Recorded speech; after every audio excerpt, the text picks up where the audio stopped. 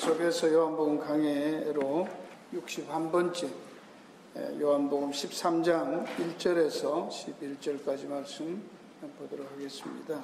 6월절 전에 예수께서 자기가 세상을 떠나 아버지께로 돌아가실 때가 이런 줄 아시고 세상에 있는 자기 사람들을 사랑하시되 끝까지 사랑하시니라. 베드로가 가로되 내 발을 절대로 씻기지 못하시리라. 예수께서 대답하시되 내가 너를 씻기지 아니하면 네가 나와 상관이 없느니라. 많은 사람들이 이 예수님이 이 발을 씻기신 이 사건을 두고 겸손으로 이해합니다. 그렇게 해서 우리도 이렇게 겸손하게 서로 섬기며 살자, 그런 게 주로 이 본문에 대한 이해라고 생각을 하는데요.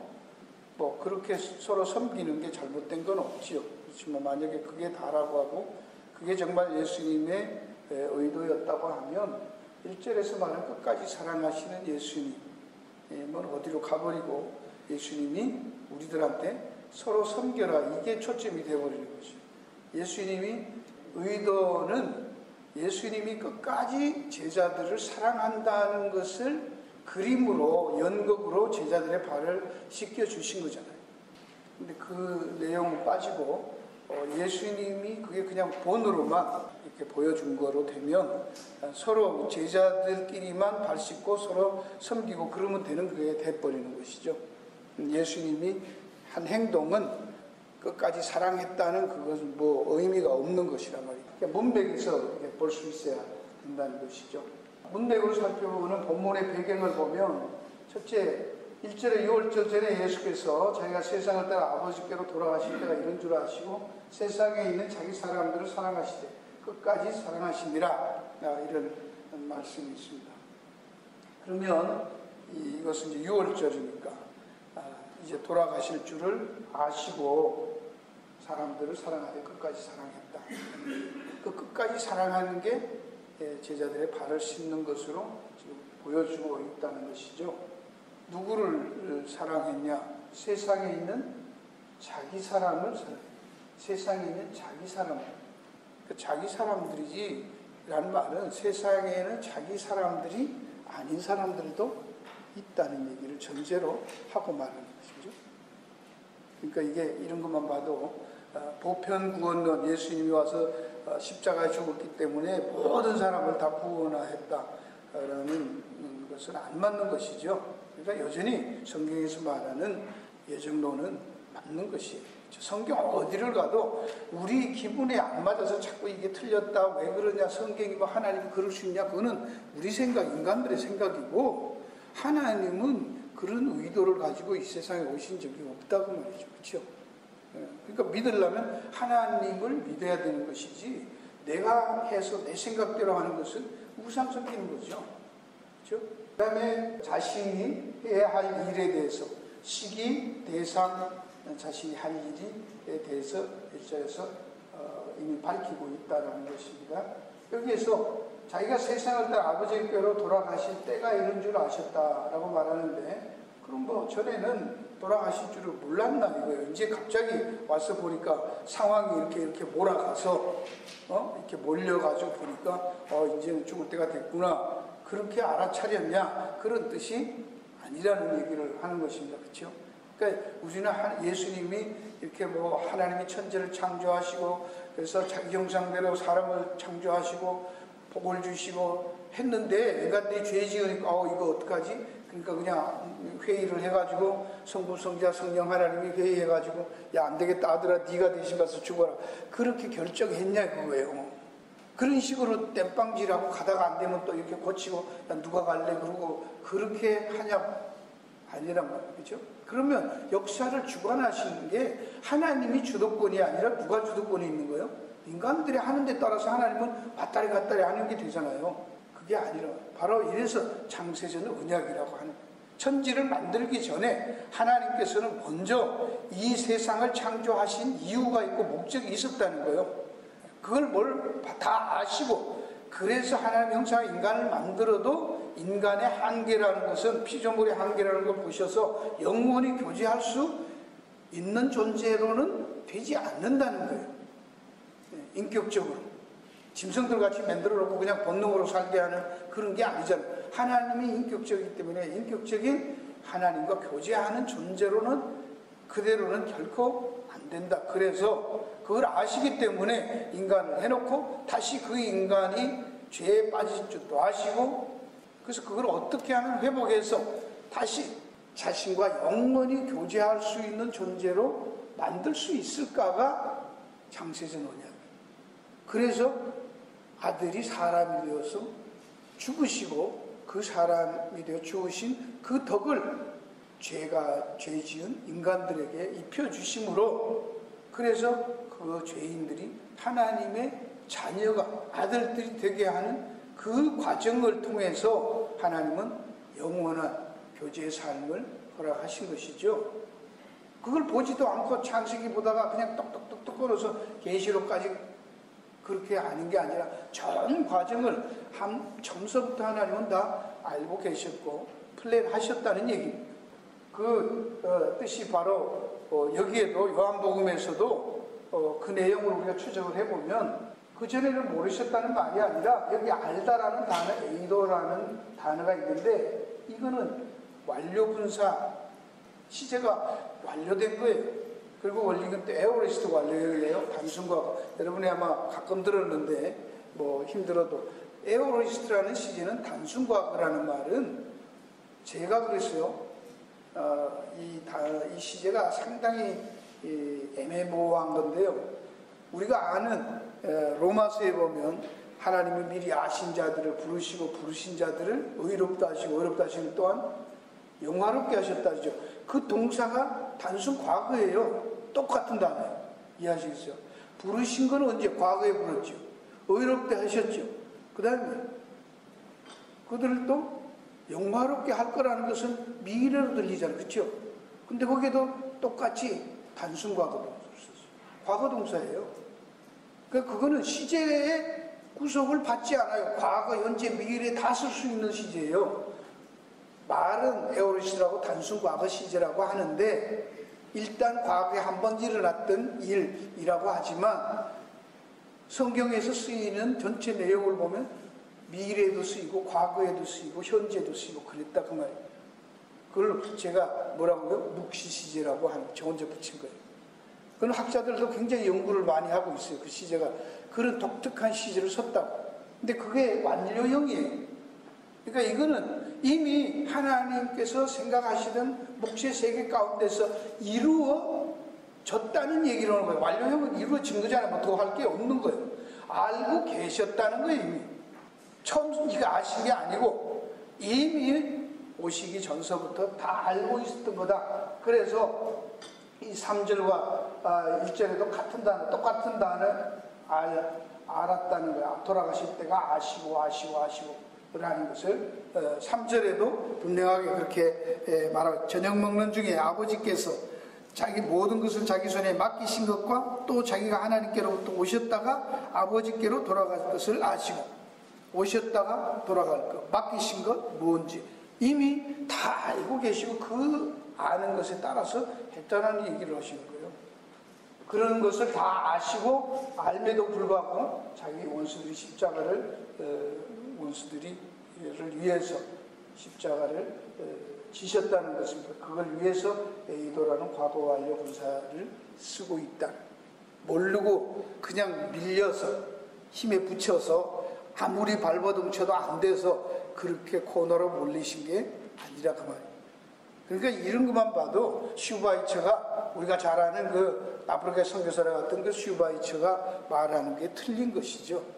슈바이처는 뭐 우리 보통 인간적으로는 슈바이처가 굉장히 훌륭한 사람이고 선교사고 뭐 그렇게 알지만 그 사람이 예수전이라는 데는 예수님은 이 땅에 와서 사람들을 구제하려고 많이 그렇게 헌신하고 했는데 결국은 굴러가는 역사에 감당을 못해서 그 역사의 수레바퀴에 깔려서 돌아가신 거예요.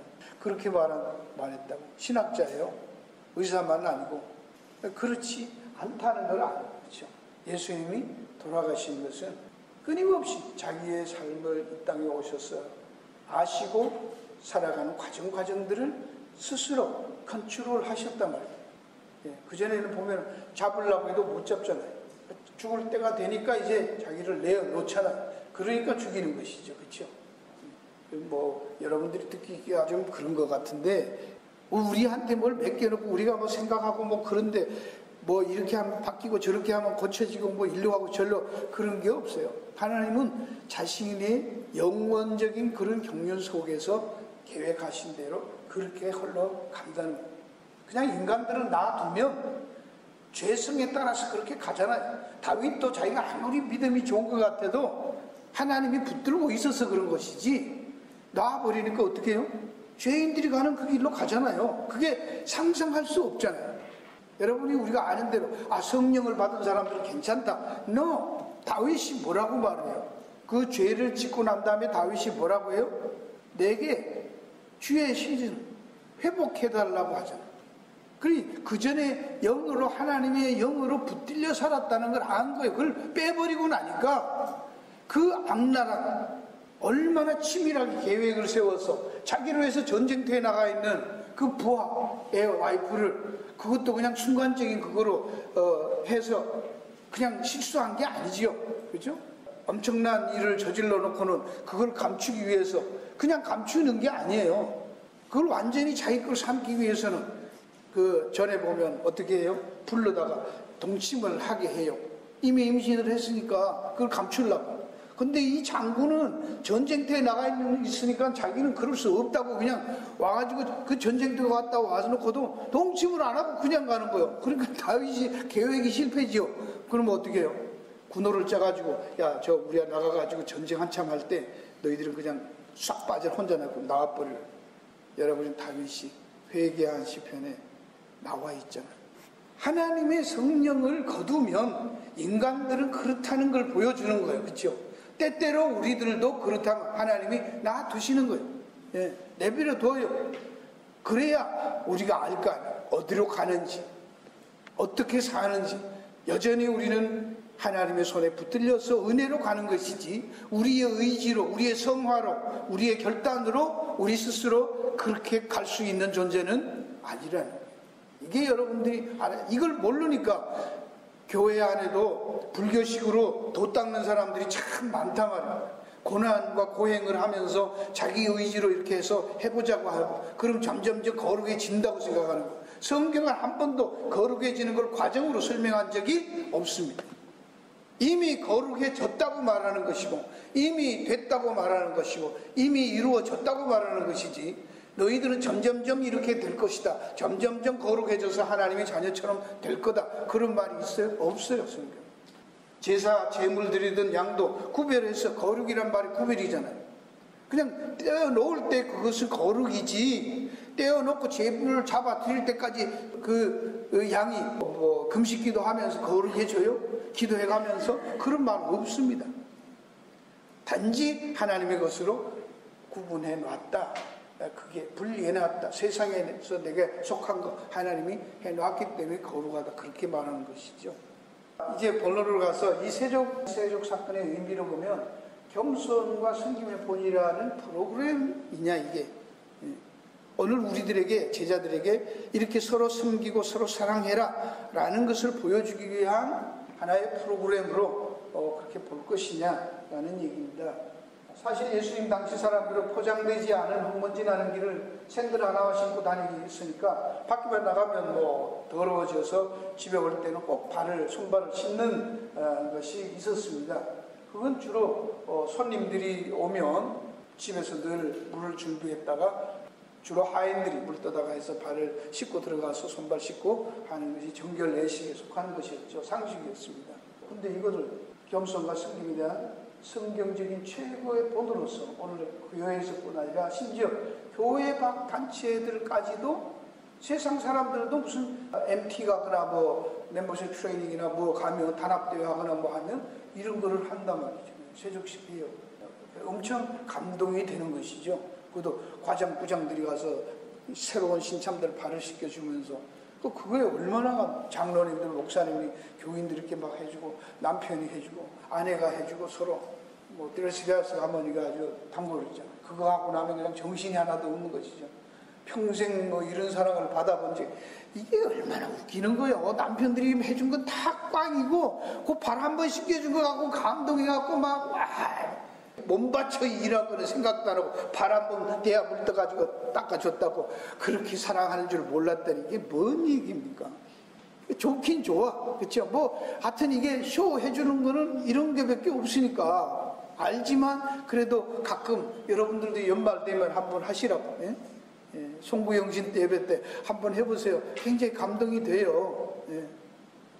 왜 이렇게 됐는가 보면은 사람들이 성경을 항상 우리는 인간들은요 성경을 바라볼 때 상식적으로 우리의 좋아하는 우리의 경향, 죄성의 경향을 따라서 성경을 보려고 한단 말이에요.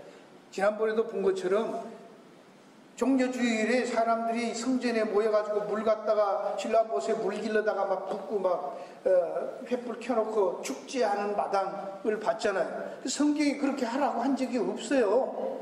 그렇죠? 근데 그게 교회 세상에 흘러오면서 성전에서 그냥 성전에서 물 흘러야 된다고 그러니까 물 길러다 갖다 붓고 그걸 흘러내리게 만들었단 말입니다. 그 예수님이 그거 아니라고 나라고 누구든지 목마른 내게 와서 마시라고 그러잖아요. 성경 자체도 구약에도 변질된 성전 사용들이 많이 있으니까 예수님이 이 성전을 도둑놈의 소굴로 만들었구나 그렇게 뒤집어 엎으신 것이죠. 오늘날 교회에도 갔다만 무슨 프로그램만 있으면 갔다가 성경에 무슨 내용만 있으면 갔다가 교회 프로그램으로 하고 그걸 신앙화 하잖아요. 여리고성 도는 거라든지 뭐 성탄식 땡스기빙이라든지 그게 정말 감사해서 하냐 이게 감사가 아니라 교회 그냥 예산 채우는 수단으로 사용할 때가 더 많다 그 말이에요. 근데 재미있는 거는 이런 거를 다음 주에 하겠어요. 여러분이 다음 주에 이것도 좀 숙제를 안 내더라도 다음 주에 이제 12절부터 한 20절까지 읽어보고 오세요. 왜 이걸 행하셨는지, 왜 세족식을 하셨는가 하는 것을 더 분명하게 이 말에 대한 해설이 나와요. 그죠? 14절 15절에 내가 주왔던 선생이도 너희 발을 씻게 너희도 서로 발을 씻는 것이 옳으니라. 내가 내 행하 너희에도 행하게 하려 본을 보였다. 이 말을 딱 보니까 뭐야? 앞에 있는 지금 우리가 1절에 11절까지 있는 예수님의 세족식을 본으로 보였다 그러는 거예요. 본으로. 그러니까 본으로 삼는 거로 끝내버려요. 우리도 세족식하고 끝나는. 본이었다 그러면 뭐 지금 세족식 하는 게 맞지. 해야지 그렇게.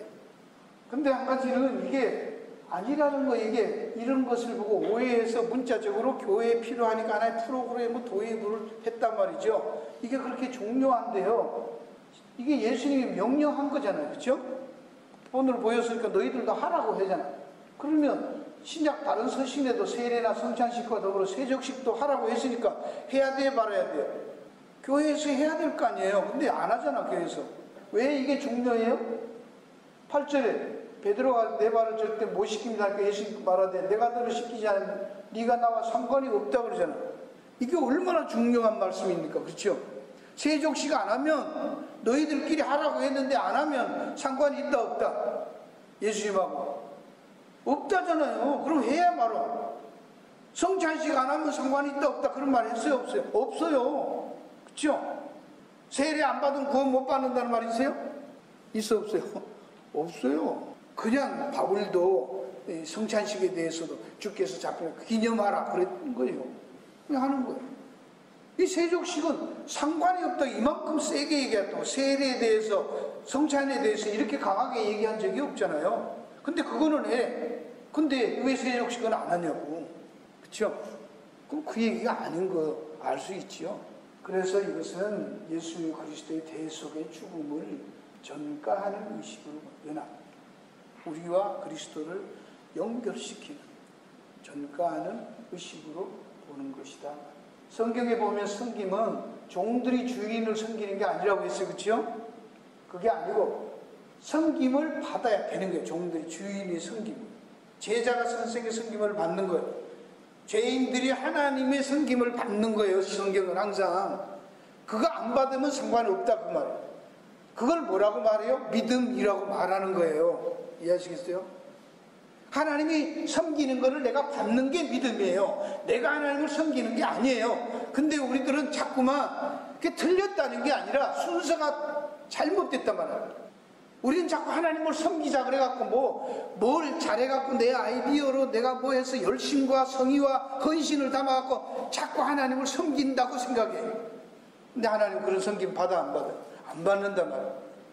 하나님을 섬기는 것은 하나님이 우리를 섬기는 걸 받는 것을 하나님 섬긴다고 말하는 거 일차적으로. 할렐루야.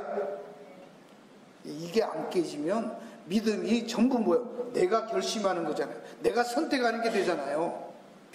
성경이 말하는 걸 의도를 봐야 돼. 하나님이 우리에게 말씀하고 찾아오시고 우리를 대신해 죽을지 언제 우리가 죽어달라고 요청한 적이 있어요? 없단 말이죠. 여기에 이미 이 내용들이 누가복음 12장에 보면 이 내용이 있는데요. 허리에 띠를 띠고 등불을 켜고 서 있으라. 너희는 마치 그 주인이 혼인집에서 돌아가 문을 두드리면 곧 열어주려고 기다리는 사람과 같이 되라. 주인이 와서 깨어있는 것을 보면 종들이 보기 전에 내가 지금 너희를 주인이 띠를 띠고 그 종들을 자리에 앉히고 나와 수종하리라. 여기 수종을 누가 하는 거예요? 혼인집 잔치집에 갔다 온 주인을 종들이 수종드는 거예요? 아니에요. 주인이 올 때까지 불 켜들고 기다리는 종들을 보면 누가? 주인이 띠를 띠고 종들을 자리에 앉히고 씻긴대잖아요. 이 구절을 이 요한복음에 있는 13절하고 연결을 안 하면 이해가 안 되는 것이죠. 그러니까 누가복음 이 얘기 듣고 어떻게 해야 되는 거예요? 우리가 적용하시면 우리가 주님 다시 오실 때까지 혼인잔치 하는 거 다 준비해놓고 우리를 부르러 올 때까지 이 내용을 12장 가서 쭉 보면은 이게 마지막 얘기입니다. 주님이 갔다가 다시 재림하러 데려올 때 그 얘기와 같은 얘기 맥락이에요. 그러면 그때까지 우리가 뭐 해야 되는 거예요? 두드리면 열어주고 기다리는 사람같이 띠띠고 등불 켜고 우리가 허리를 동여매고 주님 재림할 때까지 믿음으로 열심히 살아내는, 그럴 때 예수님이 와서 우리 발 씻겨준다. 그렇게 하니까 우리는 어떻게 하자? 띠띠고 열심히 등불 켜고 기다리자는 거예요. 그리고 여기 이제 혼인잔치 얘기에 나오죠. 다 등불 들고 슬기로운 다섯 처녀가, 어리석은 다섯 처녀가 등불 들고 있다가 하나는 기름이 모자라니까 기름 사러 간 사이에, 그리고 다섯 등불 지혜로운 처녀들은 기다렸다가 신랑 오니까 같이 들어가 버리죠. 거기도 보면 우리는 또 깨어있으나 그게 문맥이 그래요. 그렇죠? 문맥이 깨어있는데 그 슬기로운 다섯 처녀가 깨어있었어요? 졸았어요? 졸고 있었어요. 사러 간 사람들이나 거기 앉아서 조는 거나 뭐 마찬가지지 뭐 오르는 온다는 신랑 소리에 졸다가 깨갖고 그러는 거예요. 그렇죠? 다 제가 마태복음 강의할 때 다 했어요. 성경을 전체 문맥에서, 복음서에서, 신약에서, 구약에서, 창세기부터 계시록까지 이런 문맥 속에서 이걸 다 봐야 되는 거지 한 구절 한 구절만 빼면 앞뒤가 안 맞는단 말이에요. 그러니까 우리는 스스로 의지를 발동해서 띠를 띤 종들을 삶처럼 우리도 그렇게 불 켜고 주인 기다리는 그런 삶을 살자고 지금 애를 쓰면 여러분이 말하는 대로 예수 믿고 성령 받고 사는 게 그러냐고? 안 된단 말입니다. 아시겠습니까? 안 된다는 거예요. 그렇게 할 수 있으면 뭐 말만 하고 갔으면 우리는 할 수 있을 거 아니에요. 그렇게 못 기다려요. 이게 이제 마지막에 끝까지 사랑하신다라는 얘기가 무슨 얘기인가를 여러분이 이해를 하셔야 돼요. 여기에서는 뭘 했어요? 이게 마지막 때를 해서 와서 종들을 앉히고 잘했다고 그래서 수종을 드는 것으로 얘기했는데, 지금 여기에서는 예수님이 제자들의 발을 언제 씻기는 거예요? 떠나기 전에. 떠나기 전에 씻겨. 끝까지라는 말이 이제 여기에 설명이 나옵니다. 자, 이것이 왜 사실인가를 확인하기 위해서 요한복음 문맥에서 한번 살펴보는데요.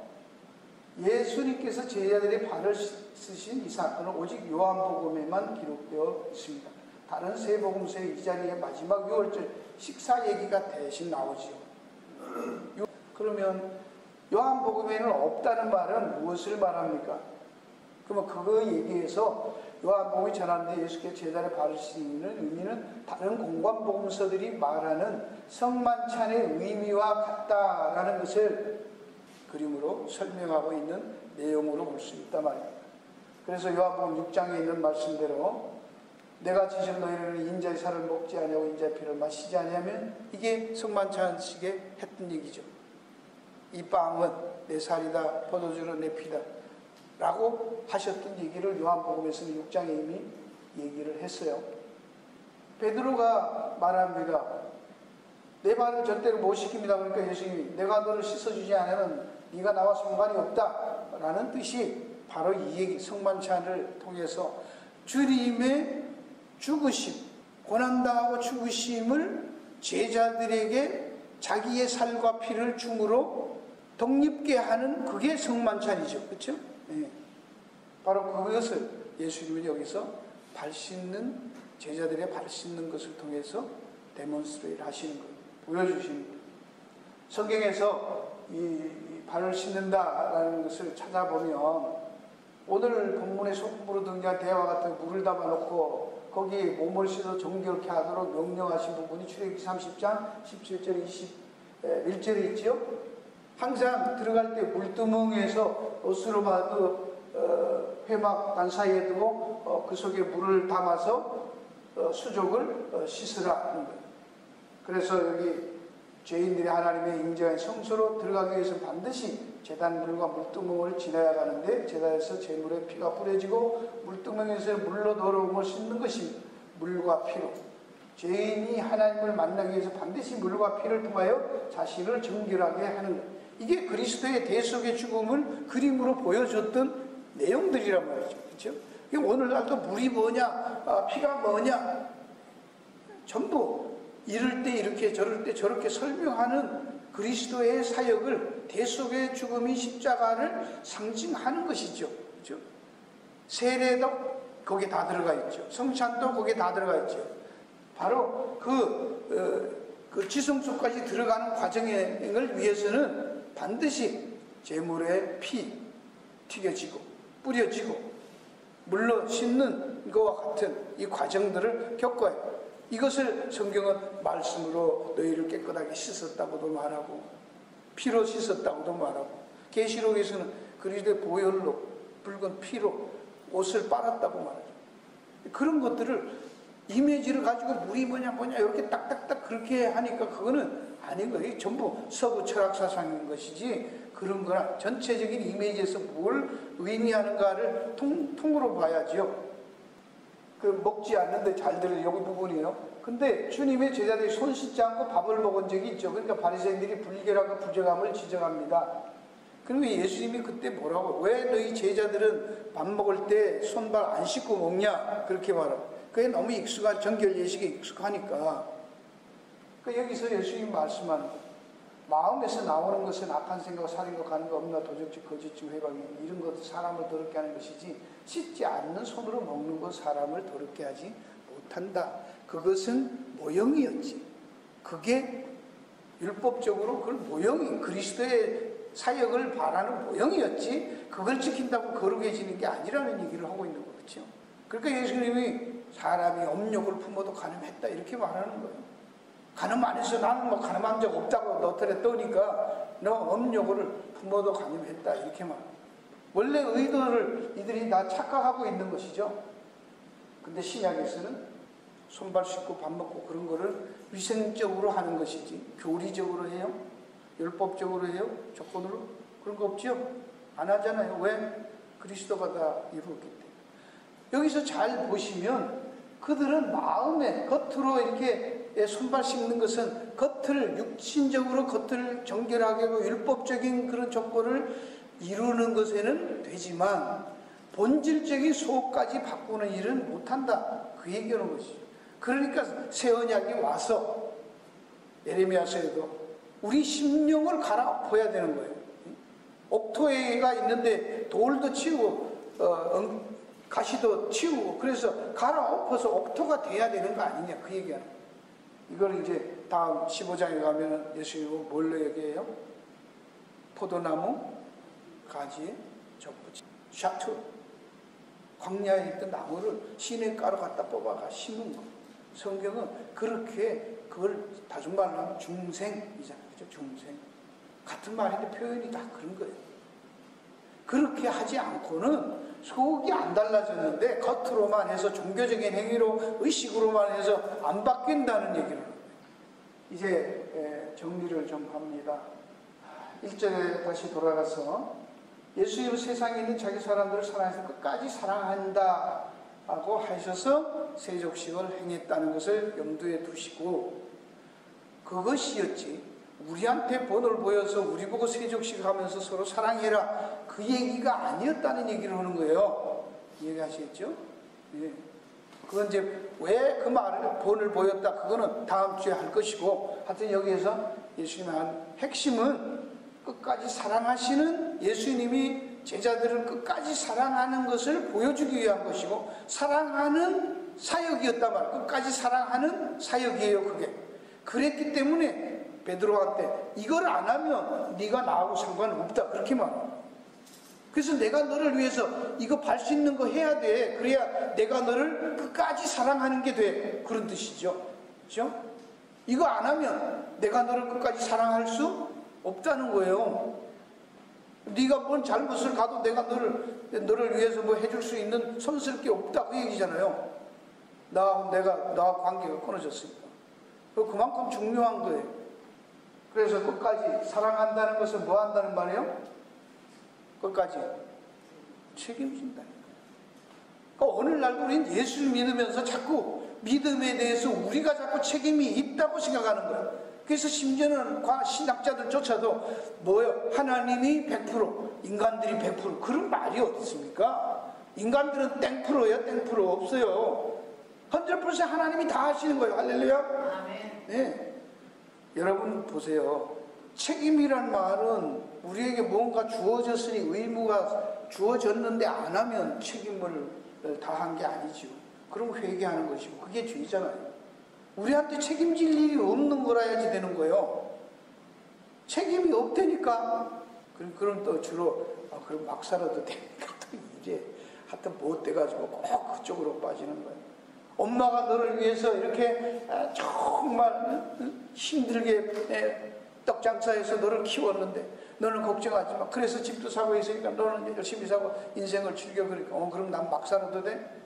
그럼 탕자처럼 재산 줘. 죽기 전에 아예 다 줘. 나 젊었을 때 나가서 슬게 놀다 올게. 그런데 그 아버지는 줬다 안 줬다? 그 아버지가 볼 때 이게 이 호로 자식이잖아. 아직 죽지도 않았는데 유산 달라고 그러면 그 뻔한 거잖아요. 근데 줬어요 안 줬어요? 줬어요. 네. 근데 아버지가 돌아왔을 때 하는 말대로 우리 묵상을 하세요. 뭐라고 그랬어요? 고생하다가 이제 철들어서 깨지고 돌아왔다 그랬어요? 뭐라고 했어요? 내 이 아들은 뭐 죽었다가 다시 살아났다고 하잖아. 그러니까 그 아버지는 유산 달라고 그러고 나갈 때 이미 뭐 한 거예요? 야는 죽었다고 생각한 거예요. 그러니까 우리식으로 생각하지만 허랑방탕했다. 거기도 허랑방탕했다, 뭐 창기들과 허랑방탕했다. 그걸 누가 얘기해요? 아버지가 얘기해요? 아들이 들어와서 탕자가 얘기해요? 큰형이 얘기한 거예요. 지는 가보지도 않고 어떻게 창기하고 돌아와서 다 허랑방탕했는지 어떻게 알아? 우리는 그걸 갖고 창기로 가서 다 소비했대. 아니요, 그렇게 말하지 마요. 인생 사는 세상 사람들이 전부 창기로 허랑방탕하고 살아요? 아닙니다. 지 힘으로 열심히 살려고 사는데 그걸 뭐라고 허랑방탕을 하고 하는 거예요. 세상에 열심히 안 사는 사람이 어디 있어요? 아예 싸가지도 없게 뭐 허랑방탕하게 막 그렇게 사는 거 창기하고 막 없애고 그런 건 말도 안 되죠. 근데 실제로 세상 사람들은 열심히 살아요. 세상 사람들은 함부로 산다고 생각하지 마세요. 우리식으로 생각하는. 우리는 열심히 살고 우리는 엄청 이렇게 하는데 세상 사람들은 그냥 허랑방탕하게 산다고 생각해요. 이것은 제자들의 조건에 상관없이 일방적으로 세상 끝까지 자기가 스스로 사랑하겠다고 자기 스스로 한 자기와의 약속이. 너희들이 어떻게 하든 상관 I don't care. 나는 내가 너희들을 어떤 상황에서 너희들은 끝까지 사랑하는 거예요. 그럴 때 여러분 한 가지 자꾸 오해하고 잊어버리는 게 있어요. 우리는 우리가 잘 산다고 생각해. 그리스도를 떠났을 때 우리들의 삶은 하나님이 볼 때 그게 뭐예요? 탕자예요. 허랑방탕한 거예요. 이미 죽은 인생이죠. 그렇죠? 안 그러면 예수를 안 믿는 사람들하고 우리하고 삶을 객관적으로 비교해서 천국 간다 그러면 교회 열심히 다녀도 떨어질 사람 많을걸요. 뭐 저부터도 노후 대책도 없이 살았는데 뭘 열심히 살았다는 거예요? 이건 예수님이 자기 스스로의 약속, 마치 구약의 하나님 아브라함에게 하신 약속과 같은 것이죠. 아브라함이 나타나서 내 목숨 걸고 반드시 내게 복 주겠다 라고 표시하고 그 표시를 쪼갠 고기 사이를 하나님 홀로 지나가셔 수없이 얘기했죠. 그렇죠? 그래서 나중에 어떻게 하나님이 당신이 죽잖아. 그걸 뭐라고? 창세기 22장에 여호와 이래. 아들 죽이라고 했다가 너 죽이지 마. 됐어. 내가 대신 죽어. 그게 하나님이 예비하신 거잖아요. 아브라함하고 그래서 믿음의 조상이라는 말은 내가 다 할게, 내가 네 인생 책임질게, 그게 믿음의 조상이 되고 믿음의 시작이란 말이에요. 믿음이란 말은 우리의 조건이 없어진 것이고 하나님이 그 조건과 책임을 다 가지시겠다, 그걸 우리한테 준 게 그게 믿음이잖아요. 우리의 선택, 우리의 스마트한 선택이 아니란 말입니다. 그러니까 성경을 보려면 믿음을 대해서 바로 알아야지. 그렇죠? 그래야 감사가 나오는데 그걸 안 하고 하나님하고 나하고 둘이 50-50 나눠 먹기 가부시기로, 일본말로 가부시기로 하니까 그 마음이 없는 거예요. 하나님이 나를 도와도 좋지만 나도 쎄빠지게 고생했다 이거예요. 열심히 살았다 이거야. 그러니 뭔 감사가 나오고 말씀을 묵상해요. 계속 자기 생각, 자기 철학으로 밀고 나가는 것이죠. 하나님의 말씀을 여러분이 자꾸 묵상하시면서 얼마나 하나님이 우리를 사랑하시고 그 사랑의 깊이와 높이와 넓이가 얼마나 대단한가를 알 때 그래도 우리의 가슴 속에 감동이 생기고 감사함이 있고 그 말씀이 맞다고 그러면서 조금씩 나오는 몸짓이 그게 맞다 그 말이에요. 여기 끝까지라는 말은 전치사 후에요. 에이스 플러스 텔로스입니다. 끝까지. 텔로스란 말이 이제 끝이잖아. 그죠? 마지막 엔드 그런 뜻이에요. 에이스란 말은 여기 we believe in Jesus Christ, 이렇게 영어로는 그래요. 우리는 예수를 믿는다 그럴 때 in 쓰잖아요. 영어에는 into라고 안 쓰죠. 그럼 헬라어에는 어떻게 돼 있어요? 피스토스 에이스 into Jesus. 그냥 이렇게 붙는 in이란 말이 아니라 뚫고 들어가는 진행 과정에서 목표에 도달하는 그런 이 에이스라는 전치사를 썼어요. 그래서 into 플러스 end예요. 이게 in the Greek writing always of the end of some act or state. 그렇지만 not of the end of a period of time. 시간의 끝이라는 면으로는 이 텔로스라는 말을 거의 안 쓴단 말. 원래 그릭에서도. 그릭 헬라어 문학 자체에서도 우리는 무슨 끝 그러면 주로 시간적인 어떤 끝 마침표를 얘기하는데 그런 것이 아니라 어떤 행동의 나 상태의 끝 다 이루었다, 그죠? 그 일을 마쳤다 이런 때 이 텔로스란 말을 쓴다는 얘기를 여러분이 이해하시라고. 그러나 성경에 이게 두 가지가 다 섞여 있지만 그래서 이 말만 해도 성경에서는 시간적 끝이라기보다는 그래서 주로 어떤 일이나 행동의 끝을 의미해요. 근데 이건 예수님에게 적용을 하면 예수님이 그 과정이 끝까지 그 행동을, 그 상태를 유지해서 끌고 가시는 얘기. 그럼 이걸 정돈하면 먼저 조건 없이 사랑하시는 것이 이 에이스 텔로스. 그러니까 너희들이 어떤 반응과 조건에 상관없이 내가 완전의 상태로 내가 너희들을 집어넣겠다잖아.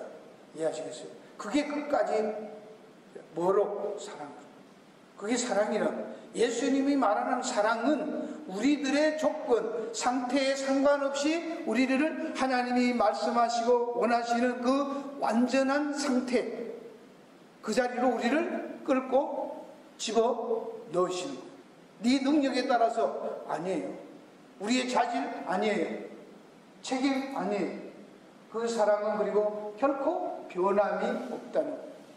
예수님이 그걸 끝까지 수행하기 때문에 그것은 변함이 없어요. 왔다리 갔다리가 안 돼. 왜 왔다리 갔다리 안 합니까? 하나님은 여전하시고 변함이 없으시기 때문에 우리는 변하잖아요. 우리의 상태에 따라서 왔다 갔다 함이 없단 말이에요. 그러니까 변함이 없는 것이죠. 그러니까 시작도 과정도 그것도 사랑으로 완성하신다는 거. 자, 여기에서 제가 성경을 뭐 더 많이 읽겠지요. 구약에도 있고요. 그러나 여기 있는 내용들을 한번 정리를 하면서 이 발 씻는 작업을 통해서 예수님이 하시니 끝까지 사랑하신다는 말이 성경이 어떻게 표현하고 있나 보시라고. 여기 끝까지 예수님이, 하나님이 우리를 끝까지 사랑하신다 그러는데 왜 자꾸 우리는 우리가 뭘 해야 된다고 생각을 하냐고. 받으면 되지. 받아서 하시는 그걸 누리면 되는 것이죠. 할렐루야. 네, 그게 감사잖아요. 누리는 게 감사잖아요. 감사합니다, 감사합니다. 뭘 감사해요? 누릴 줄 모르는데 뭘 감사해요? 그건 자기가 감사도 뭘로 하는 거예요? 조건으로 하는 거예요. 그건 아니란 말입니다.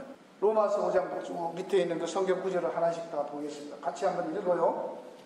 5장 6절에서 10절. 우리가 아직 연약할 때에 기약대로 그리스도께서 경건치 않은 자를 위하여, 우리가 연약하고 경건치 않았을 때 우리를 위해서 죽었어요. 근데 뭐 예수님 믿고 난 다음에 또 경건하지 않다고 연약하지 않다고 후드를 패고 치고 그러시나. 그 다음에 8절. 우리가 아직 죄인 되었을 때에, 우리가 죄인이었을 때 그리스도께 우리를 위하여 죽으신 하나님께 우리가 자기 사랑을 확증했대잖아요. 죄인이었을 때 사랑해서 건졌는데 무슨 조건이 있냐고. 없지요.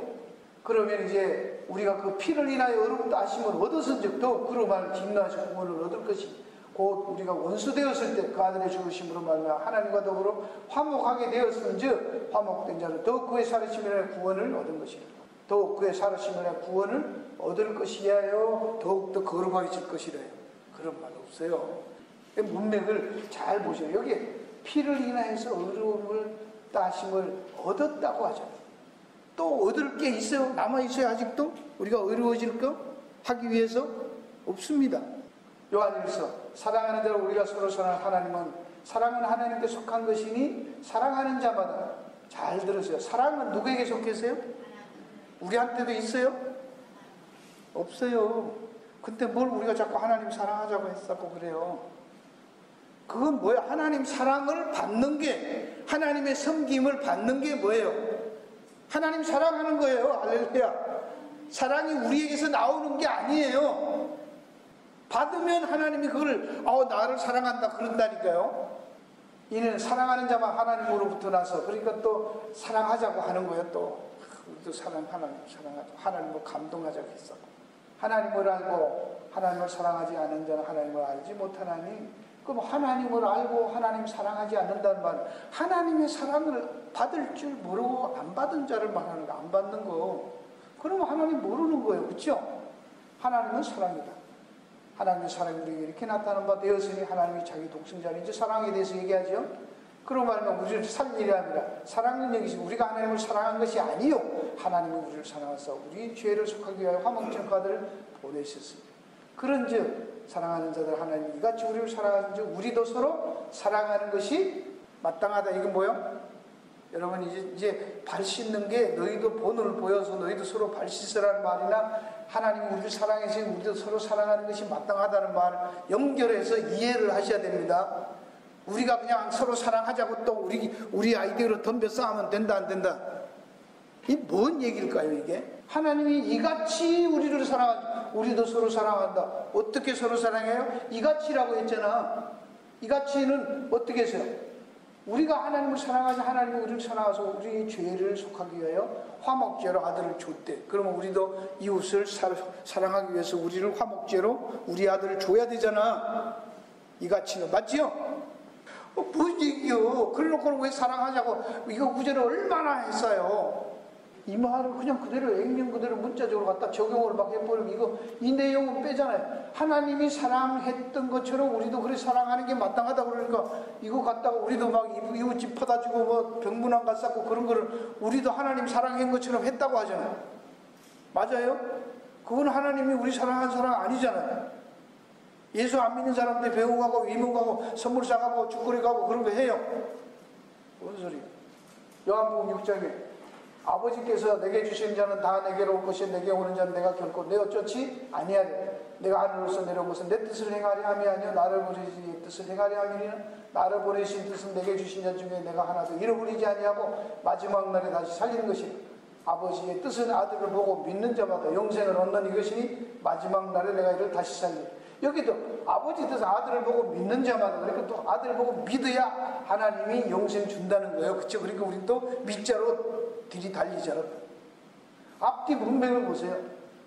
아버지께서 내게 주시는 자는 다 내게로 온대잖아요. 내가 믿어야 가는 게 아니고 믿게 만드신다는 얘기죠. 그 믿게 만들고, 그래서 그 오는 자들을 예수님은 하나도 잃어보지 않고 다 믿게 하겠다는 것이잖아. 또 그래놓고 이렇게 말하는 거예요. 이게 수사적 표현이죠. 그렇죠? 앞뒤 문맥을 여러분이 조금만 살펴보면 이게 무슨 말인가. 인간들의 믿음이 선택으로 주어져 있지 않단 말입니다. 요한복음 10장 내가 저희 영생을 주는 영원히 멸망치 않 저희를 내 손에서 뺏을 자가 없느니라. 저희를 주신 내 아버지는 만유보다 크시며 아무도 아버지 손에서 뺏을 수 없느니라. 뺏을 수 없대. 그래서 아버지와 아들 손에서 뺏을 수 없다. 이게 뭐예요? 끝까지 사랑하신다. 그거 하다가 안 되면 놔버리는 거잖아요. 그건 아니죠. 끝까지 어떤 일이 있어도 우리가 잘 알아 로마서 8장 누가 우리를 그리스도의 사랑했었더니 환난이나 공고나 핍박, 이 모든 일을 우리를 사랑하시는 이로 말미암아 우리가 넉넉히 이기느니라. 아무 피조물이라 우리 주 예수 그리스도 안에 있는 하나님의 사랑. 여기는 보세요. 하나님의 그리스도 예수 안에 있는 하나님의 사랑에서 끊을 수 없다고 말하고, 이 위에는 어떻게 해요? 그리스도의 사랑, 그리스도의 사랑에서 끊을 수 없다. 아버지와 아들이 둘 다 붙들고 계심으로, 끝까지 사랑하심으로 결코 그 손에서 뺏을 수 없다. 하나님의 사랑이 끝까지 사랑하신다라는 얘기입니다. 에베소서 그 안에서 너희도 진리의 말씀 너희의 구원의 복음을 듣고 그 안에서 또한 믿어 약속의 성령으로 인쳤어요. 이게 끝까지 사랑하시겠다는 보증이잖아요. 그렇죠? 실 바꿔버린 거죠.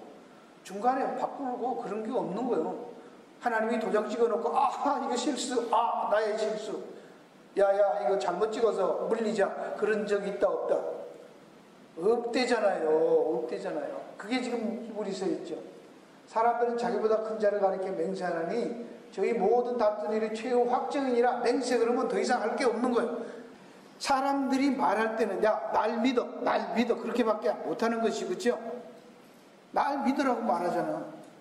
맹세한다고 뭐 손을 장을 찢은다는 등 그 얘기밖에 없는 거잖아요. 맹세 말고 더 뭐 있어요? 맹세라는 말이 인간들이 할 수 있는 자기를 증명하거나 확실하는 거는 그게 다예요. 그렇죠? 하나님은 약속을 기호로 받는 그 뜻이 변하지 충분히 나타나는 그 일에 맹세로 보증을 하셨대요. 하나님이 맹세하신 거예요.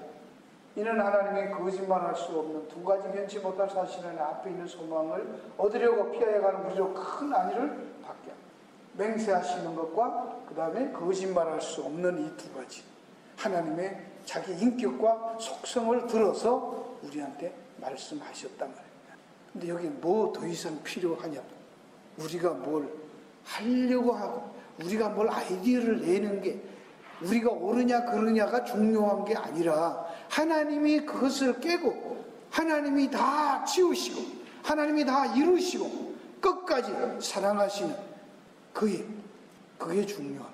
그 일에 감사하시고 부족하지만 감사해서 이 일도 하고 저 일도 하고 하시려는 여러분, 그 나라와 일을 먼저 구할 때 그게 귀한 것이고 그게 아름다운 것입니다. 기도하겠습니다.